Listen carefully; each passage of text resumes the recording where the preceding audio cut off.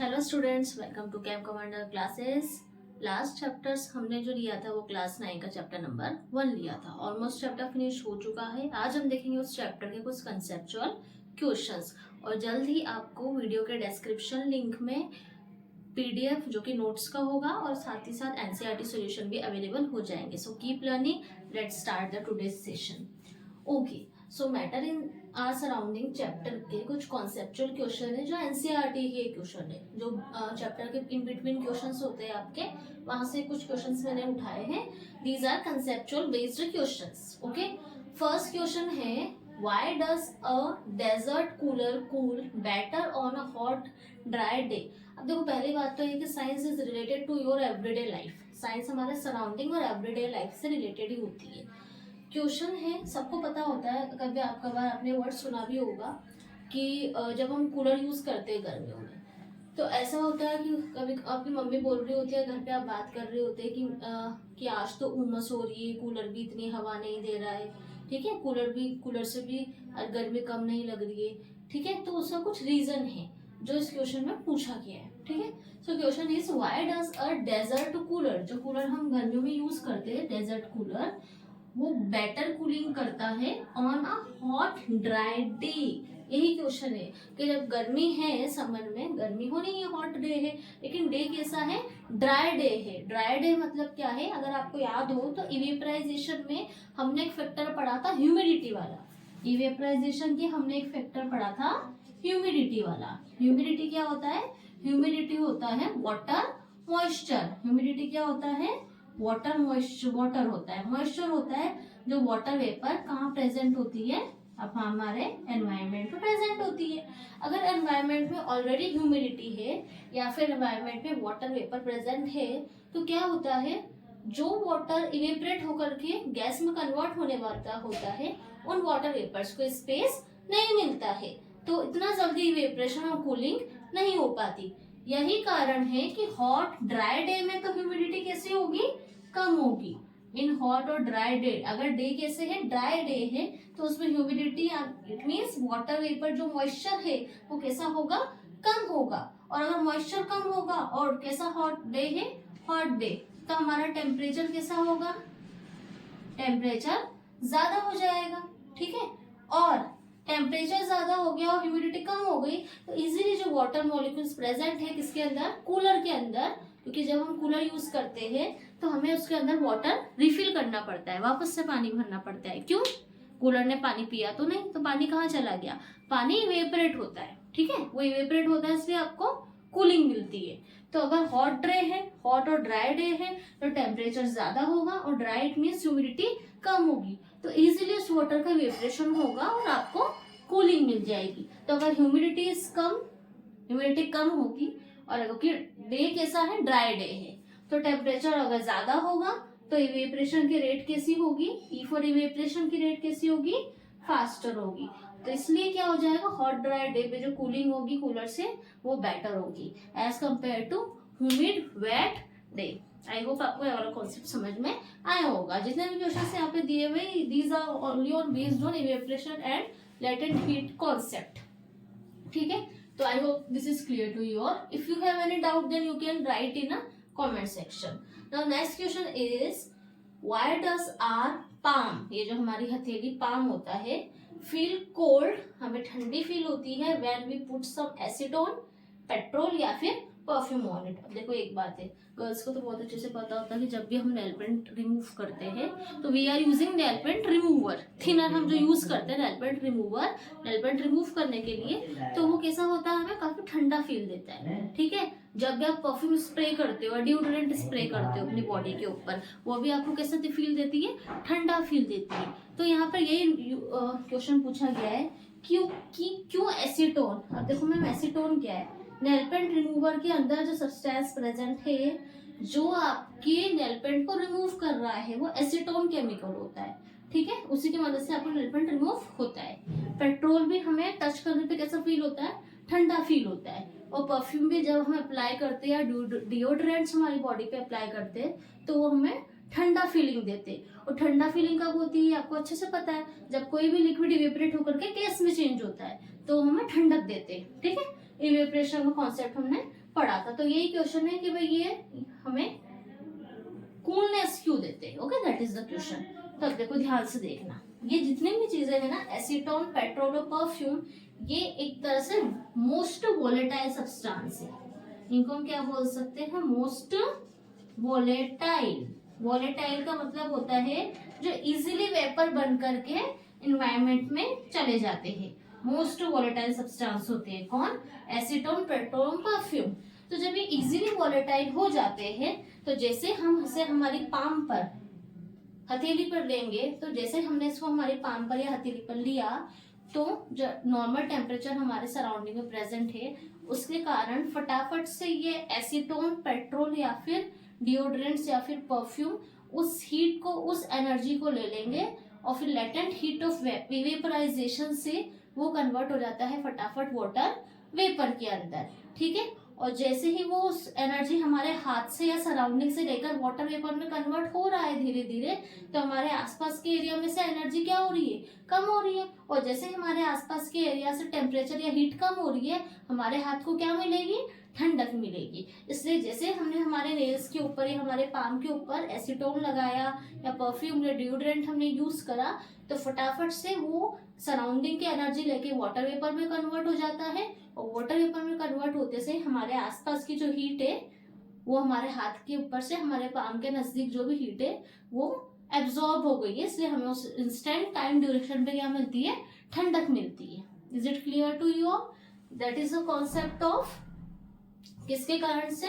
So answer is due to latent heat of evaporization, due to latent heat of evaporization, क्योंकि उससे surrounding में से heat absorb कर ली है। कंप्लीट आंसर आपको पीडीएफ में अवेलेबल हो जाएंगे, so you can go through the description box. After 1 or 2 days I will upload the PDF. Okay, now I hope this question is also clear to you all. These are the very important questions on the perspective of exam also, paper में आते हैं ऐसे question. ठीक है, I hope this is clear to you all. Now third question is, ये भी daily life से related है, आपने सबने देखा होगा। देखो थर्ड क्वेश्चन बोल रहा है, Why are we able to sip hot tea? ठीक है, जब भी हमें चाय पीनी होती है, हॉट टी पीनी होती है, तो हम सिप कर लेते हैं फास्टर फ्रॉम द सोसर जो प्याली होती है चाय की, उससे तो हम फटाफट सिप ले लेते हैं रेदर देन अ कप। ठीक है, बहुत अच्छा सा एग्जाम्पल डेली लाइफ में आपने सबने देखा होगा कि भाई ये तो एक चाय की प्याली है, इसमें आपने चाय डाल दी और आपसे किसी ने बोला चाय पीने के लिए, और यहाँ पर आपके पास एक कप है, आप कप से चाय पी रहे हो। ठीक है, तो क्वेश्चन ये बोल रहा है कि यहाँ तो हम फास्टर रेट होती है as compare to this one, यहाँ की रेट ज्यादा है एज कंपेयर टू यहाँ हम चाय पी रहे हैं कप से। क्यों हो रही है भाई, इवेपोरेशन का फैक्टर जो मैंने आपको ऑलरेडी बोला हुआ है कि सरफेस एरिया बढ़ा दो। देखो दोनों में अमाउंट ऑफ टी सेम है, इस कप में भी टी रखी हुई है और इस प्याली में सॉसर में भी क्या रखी हुई है, टी रखी हुई है। ठीक है, घर पे भी आपने देखा होगा कि गर्मियों में सॉसर के अंदर हम लोग चाय डाल के पीते हैं। ठीक है, घर पे आपने किसी न किसी को देखा होगा। तो क्यों देखा है, क्योंकि इस कप का सरफेस एरिया, जो एरिया है कप का, वो काफी स्मॉल है as compare to this saucer. इस प्याली का सरफेस एरिया ज्यादा है। तो जैसे सरफेस एरिया हो गया, और हम पहले पढ़ चुके हैं इवेपोरेशन एक सरफेस फिनोमेना होता है, तो फटाफट से जो ऊपर के जो पार्टिकल्स है यहाँ पे टी के पार्टिकल्स, ये क्या होने लग जाएंगे, इवेपोरेट होने लग जाएंगे, और टी ये वाली जो होगी, टी जल्दी कूल होगी, क्योंकि इवेपोरेशन से हमें हमेशा क्या मिलती है, कूलिंग मिलती है। ठीक है, ये मैंने आपको पहले ही बताया था कि जब भी घर पे मोपिंग हो रही है, पोछा लगाया जा रहा है, ठीक है, उस टाइम पे अगर आपका सरफेस एरिया बढ़ा दोगे और आपने फैन ऑन कर दिया, तो पोछा लगाने के बाद में बेसिकली हमें उस रूम में ठंडक फील होती है। क्यों, क्योंकि जो भी वाटर था वो कन्वर्ट हो गया वाटर वेपर के अंदर, और कन्वर्ट होते से कैसे कन्वर्ट होता है, वो सराउंडिंग्स की एनर्जी को लेकर के कन्वर्ट होता है। तो जब सराउंडिंग्स की एनर्जी क्या हो रही है, एब्जॉर्ब होकर के वाटर वेपर बन रही है, तो उस पर्टिकुलर एरिया पे क्या मिलती है, हमें ठंडक मिलती है। तो evaporation always results in cooling. जब भी इवेपोरेशन नाम आ रहा है, समझ लो लिक्विड गैस में कन्वर्ट हो गया और हमें मिल रही cooling. Is that clear to you? I think तो यहाँ पर इस सॉसर का सरफेस एरिया ज्यादा है as compare to this tea cup, इस चाय के कप से, इसलिए यहाँ पे इवेपोरेशन का रेट फास्टर हुआ as compare to this one, इसलिए यहाँ पर हम चाय जल्दी जल्दी पी सकते हैं क्योंकि चाय जल्दी जल्दी ठंडी हो जाती है। Okay, so this point is also clear to you all. Now we will come to fourth question. देखो फोर्थ क्वेश्चन क्या बोल रहा है, how does the water kept in an earthen pot, जिसको हम मटका कहते हैं, जो मिट्टी का मटका होता है हमारे घर पे, उसका जो वाटर होता है बिकम कूल ड्यूरिंग समर। ठीक है, अब मटके का पानी समर में ठंडा क्यों रहता है? ठीक है, अब देखो दो तरह की चीजें होती है। एक तो मटका हो गया जो मिट्टी का बना हुआ है, अर्दन पोट, जिसकी बात ये क्वेश्चन कर रहा है। एक आपने देखा होगा जो घड़ा या चरा होता है, पीतल के भी होते हैं, स्टील के भी होते हैं। तो हम जनरली मिट्टी का ही घड़ा रखते हैं किचन में हमारे पानी पीने के लिए, स्टील का नहीं रखते, ना ही पीतल का या दूसरा कोई मेटल का रखते। उसका रीजन क्या है? हाँ मैम, एक रीजन तो ये है कि जो मटका होता है मिट्टी का, उसका पानी ठंडा होता है। वही क्वेश्चन है कि ठंडा क्यों होता है। ओके, अब ध्यान से देखना, आप सबने अर्दन पोट मतलब मटका देखा हुआ है, ठीक है, सबने देखा हुआ है, कोई नई बात नहीं है। अब सबको ये भी पता है कि वो किसका बना होता है, मिट्टी का। ठीक है, जो मटका होता है उसकी इस बॉडी पे ऐसे छोटे छोटे पोर्स होते हैं। पोर्स का मतलब क्या है, छोटे छोटे, वो मिट्टी का बना हुआ है तो छोटे छोटे पोर्स तो उसमें होंगे ही सही, वो छोटे छोटे छोटे आपको उसमें होल्स, छेद देखने को मिलेंगे। ठीक है, अब आपने इसके अंदर क्या भर दिया, पानी भर दिया। ये जो पानी होता है धीरे धीरे धीरे कहाँ चला जाता है, पोर्स पे चला जाता है। ठीक है, क्योंकि अब अगर आपको स्टील का मटका देखते हो, स्टील का कोई चरी देखते हो, तो वो बाहर से गीला नहीं हो सकता क्योंकि उसमें से पानी बाहर नहीं रिसता है। बट यहाँ पे क्या होता है, वाटर सीप आउट हो जाता है, रिसते रिसते कहाँ आ जाता है, मटके की वॉल्स पे, दीवारों पे आ जाता है। तो ये जो वाटर है, अब गर्मी है, हॉट टेम्परेचर है, ठीक है, तो ये जो वाटर है धीरे धीरे क्या होता है, इवेपरेट होता है। और ये वाटर जैसे इवेपरेट होता है, जैसे ही वाटर धीरे धीरे इवेपरेट होता है, इसका किसमें कन्वर्जन हो जाता है, इसकी वाटर की जो है उसकी कूलिंग बढ़ जाती है, क्योंकि जो बाहर की तरफ वाटर है इसका क्या हो रहा है, इवेपरेशन हो रहा है। और इवेपरेशन होने के बाद में हमें क्या मिलती है, कूलिंग मिलती है। तो ये वाली प्रॉपर्टी जो है इवेपरेशन की, ये सिर्फ मिट्टी के मटके में ही अवेलेबल है। किसी मेटल में तो पानी बाहर की दीवारों में आ ही नहीं सकता क्योंकि वहां पे स्पेस ही नहीं होता है। ठीक है, दैट्स वाई जो एक मिट्टी का मटका होता है, अर्दन पोट, समर के टाइम पे सीप होकर के पानी कहाँ चल जाता है, उसकी वॉल्स पे चल जाता है। और जो वाटर की ड्रॉपलेट्स आई हुई है उनका इवेपरेशन होने लग जाता है। And after the evaporation we can get the cool water inside the earthen pot. That is the reason which is related to the latent heat of evaporization and basically evaporation. I hope ये चारों points आपको clear हो गए होंगे ना। You can take a screenshot also.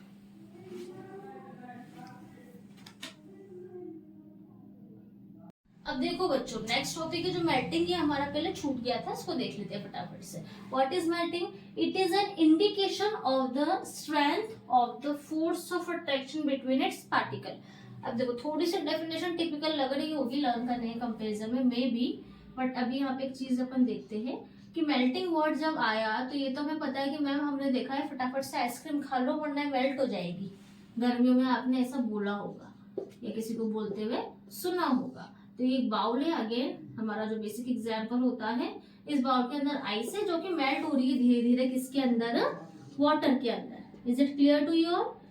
ये ice किसमें melt हो रही है, वाटर के अंदर। अब देखो जब बात मेल्टिंग की हो रही है तो मेल्ट कौन होगा, कौन सी स्टेट मेल्ट होगी मैटर की, सॉलिड स्टेट मेल्ट होती है। ठीक है, सॉलिड स्टेट मेल्ट होती है। यहाँ पे हमने सॉलिड स्टेट पे एग्जाम्पल लिया है आइस का। ये सॉलिड स्टेट जो है ये मेल्ट होकर के क्या बनाएगी, लिक्विड स्टेट बना लेगी। और यहाँ पे लिक्विड स्टेट में क्या आएगा, यहाँ पर हमारे पास लिक्विड स्टेट में आ जाएगा वाटर। ठीक है मैम, कब आएगा, इसको कुछ ना कुछ हीट देनी होगी, एक साइन होता है हीट अप्लाई करने का। ठीक है, तो solid is converting into liquid. अब जब सॉलिड लिक्विड में कन्वर्ट हो रहा है तो एज यू ऑल नो कि सॉलिड के जो पार्टिकल्स जो होते हैं उनके बीच की फोर्स ऑफ अट्रैक्शन बहुत ज्यादा होता है। सॉलिड के पार्टिकल्स एक दूसरे से बहुत ज्यादा टाइटली पैक्ड होते हैं। ठीक है, अब जब सॉलिड के पार्टिकल्स या आइस इतनी ज्यादा टाइटली पैक्ड है तो इसको कुछ ना कुछ हीट या एनर्जी प्रोवाइड करनी पड़ेगी ताकि इसके पार्टिकल्स थोड़ा लूज हो सके और किस में कन्वर्ट हो सके, लिक्विड में, जिसके पार्टिकल्स इस तरह से अरेंज होते हैं।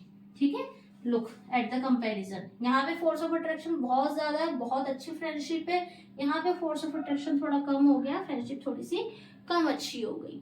ठीक है, तो इस कंडीशन से उस कंडीशन में, इस स्टेट से उस स्टेट में मैटर का कन्वर्जन हो रहा है।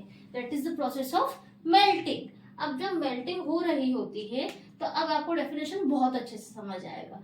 It is an indication. Indication मतलब हम बोलते हैं कि मेल्टिंग पॉइंट आ गया। क्या बोलते हैं हम? कि मेल्टिंग पॉइंट आ गया। जैसे बॉइलिंग पॉइंट आया था उसी तरह से मेल्टिंग पॉइंट आ गया कि हाँ अब ये चीज मेल्ट होना स्टार्ट हो चुकी है।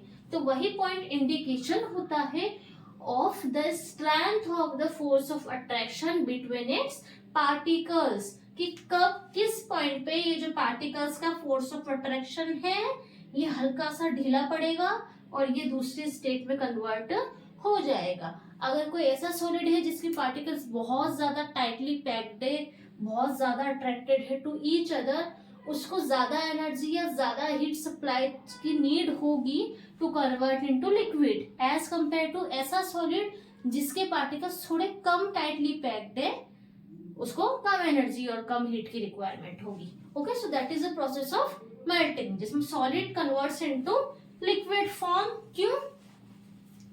क्योंकि हम उसको हीट दे रहे हैं, हीट अप्लाई कर रहे हैं, and due to the apply of heat and energy ये जो पार्टिकल्स के बीच का फोर्स ऑफ अट्रैक्शन है ये टूटेगा, ब्रेक होगा, and it will convert into this kind of thing. ठीक है, तो ये प्रोसेस होता है मेल्टिंग का। अब जैसे हम बोलते हैं कि आइस कन्वर्ट हो रहा है वाटर में, तो आइस का मेल्टिंग पॉइंट कब आता है?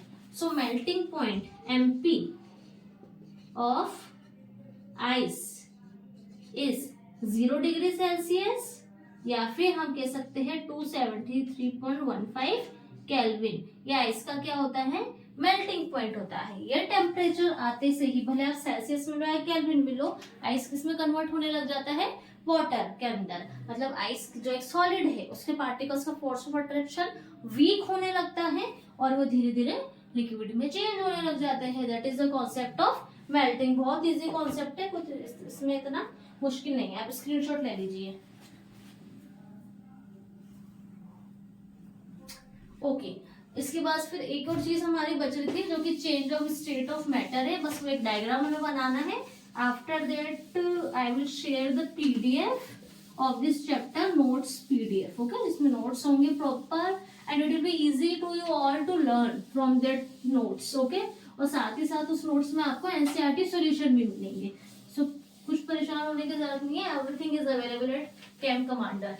We have started with this chapter and slowly we will continue class 9 and class 10 all the chapters of science textbook। ठीक है, तो एक change in state of matter का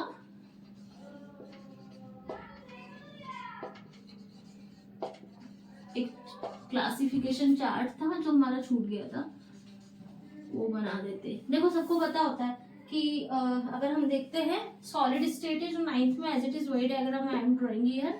सॉलिड स्टेट है और इधर हमारी लिक्विड स्टेट है और यहाँ हमारी गैसेस स्टेट है, गैस। ठीक है, you can also draw along with me. आप भी ड्रॉ करो ताकि आपको धीरे धीरे लर्न भी हो सके।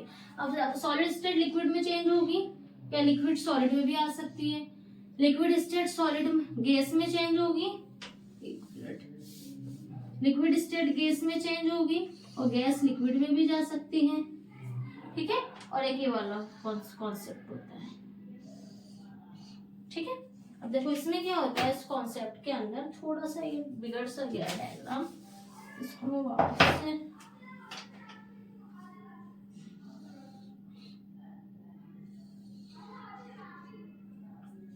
ये वाला थोड़ा ठीक नहीं है, कम अच्छा है, इसको फिर से ड्रॉ कर देंगे। ओके, कोई प्रॉब्लम नहीं है, फिर से ड्रॉ हो जाएगा। लिक्विड किस में चेंज हो रहा है? गैस में हो रहा है, और फिर गैस किस में चेंज हो रही है? लिक्विड में। बहुत इजी प्रोसेस होता है, सबको पता है कि सॉलिड लिक्विड में चेंज होगा, तो अभी हमने पढ़ा है उसको कहते हैं हम मेल्टिंग। ठीक है, फिर लिक्विड गैस में चेंज होता है, तो मैम पढ़ा था ना अभी हमने इवेपराइजेशन। ठीक है, और जब लिक्विड किस में चेंज होता है, sorry, solid to liquid melting, liquid to gas evaporation. और जब गैस लिक्विड में गैस सॉलिड में चेंज हो जाता है तो हम उसको बोलते हैं डिपोजिशन। डिपोजिशन हो गया, ठीक है। अब रिवर्स प्रोसेस देखें कि सॉलिड डायरेक्टली गैस में चेंज हो रहा है, एक स्टेट होती है जब सॉलिड डायरेक्टली गैस में कन्वर्ट होता है without going to the liquid, उसको हम कहते हैं सब्लिमेशन। सब्लिमेशन के एग्जांपल में आपने देखा होगा कपूर जो है, कपूर डायरेक्ट सॉलिड एक सॉलिड फॉर्म होता है कपूर, वो डायरेक्टली चेंज होता है गैस में। नेपथलीन बॉल्स, आपने व्हाइट कलर की बॉल देखी होगी, नेपथलीन बॉल्स, घर पे कीड़े नहीं वो कपड़ों में, इसलिए कपड़ों में रखते हैं बेसिकली, वो सॉलिड फॉर्म में होती है, डायरेक्ट गैस में चेंज होती है। और एक हमारा होता है कार्बन डाइऑक्साइड, एक तरह से गैस है बट इसका हम वो ड्राई आइस जो होती है वो कार्बन डाइऑक्साइड की होती है, तो यहाँ पे वो direct solid gas gas solid conversion है, ठीक है। अब लिक्विड अगर सॉलिड में चेंज हो रहा है, लिक्विड क्या होता है, वाटर, उसको बर्फ बना लो, फ्रीज कर दो, फ्रीजिंग, ठीक है। और यहाँ पे जब गैस लिक्विड में चेंज होती है तो कंडेंसेशन होता है, ठीक है। आई होप चैप्टर आपको समझ आया होगा, चीजें आपको क्लियर हुई होंगी। You can take a screenshot also. Okay students, so I hope all the things is clear to you all. If you like the video, then like, share and subscribe, share it with your friends, and stay healthy, stay learning. We will meet in the next video. Thank you so much for watching.